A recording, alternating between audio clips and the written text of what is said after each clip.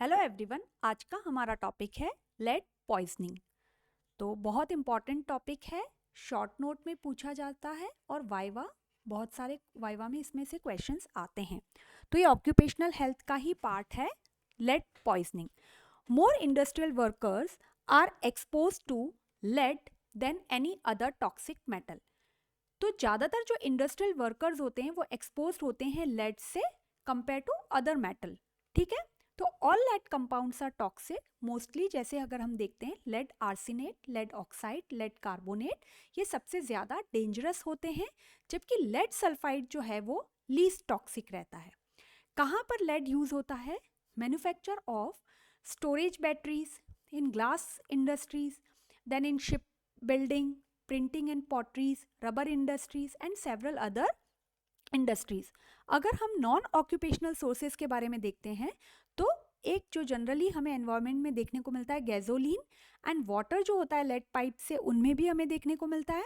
और chewing lead paint on window sills और toys in case of children, वहाँ पर भी हमें लेड पॉइजनिंग देखने को मिलती है। मोड ऑफ एब्जॉर्प्शन 3 वेज से रहता है। सबसे पहला है इनहेलेशन।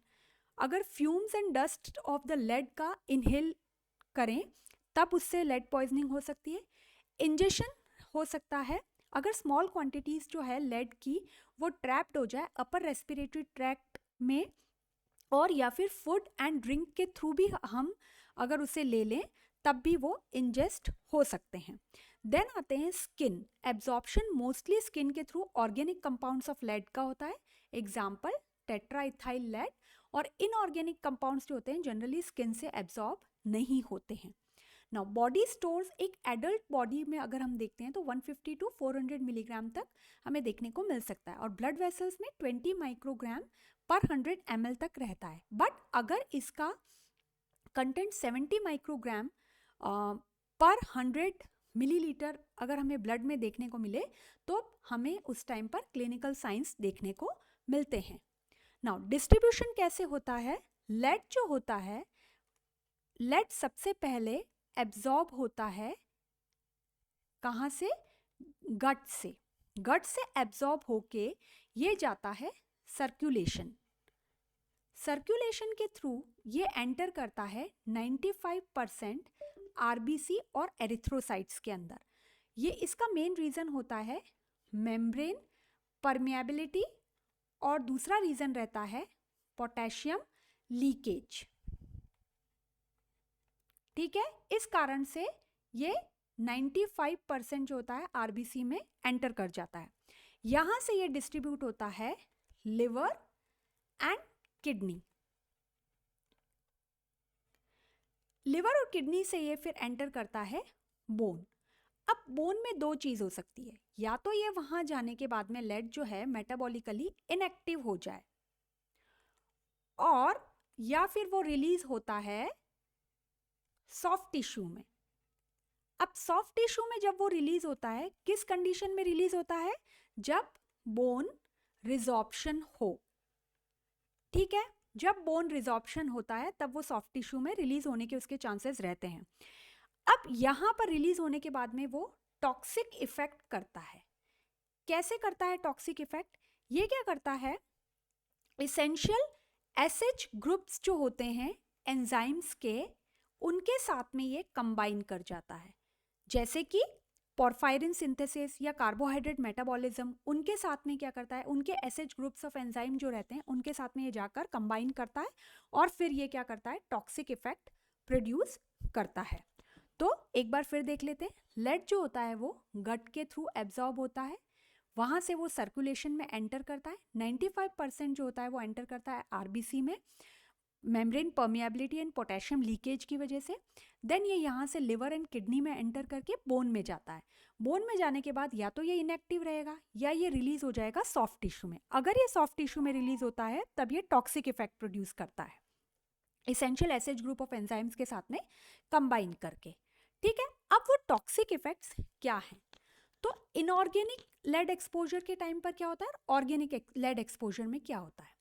इनऑर्गेनिक में अगर हम देखते हैं तो abdominal colic, obstinate constipation, loss of appetite, blue line on gums, stippling of red cells, anaemia and wrist drop. तो इसे आप ऐसे देख सकते हैं ABCD, ठीक है। A for abdominal colic, anaemia, and B से हम blue lines on gums, then C से आप कॉन्स्टिपेशन भी देख सकते हैं, देन D से आप देख सकते हैं रिस्ट ड्रॉप और ड्रॉप, ठीक है।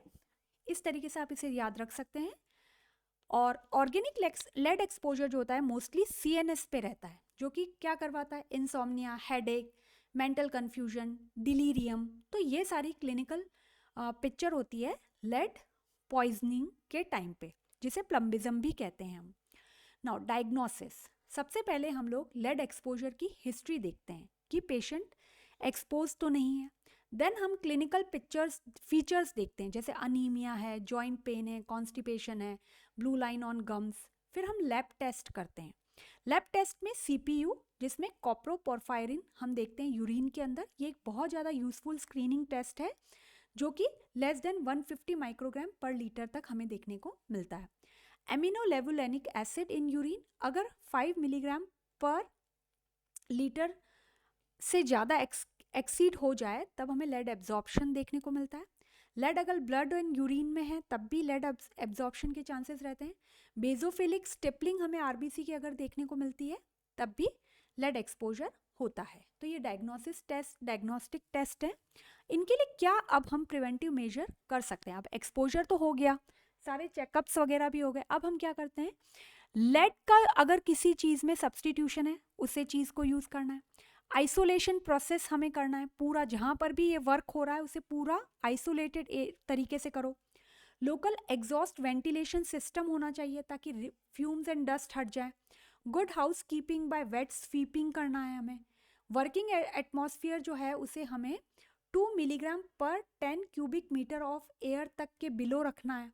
पर्सनल प्रोटेक्शन रखना है, पीरियोडिक एग्जामिनेशन करना है। पर्सनल हाइजीन में mostly washing of hands and health education हमें सबको देना है। ये सारे प्रिवेंटिव मेजर्स हमें फॉलो करने हैं। मैनेजमेंट क्या हम और देख सकते हैं इसका, a saline purge will remove unabsorbed lead from the gut. ये भी वाइवा के लिए इंपॉर्टेंट है।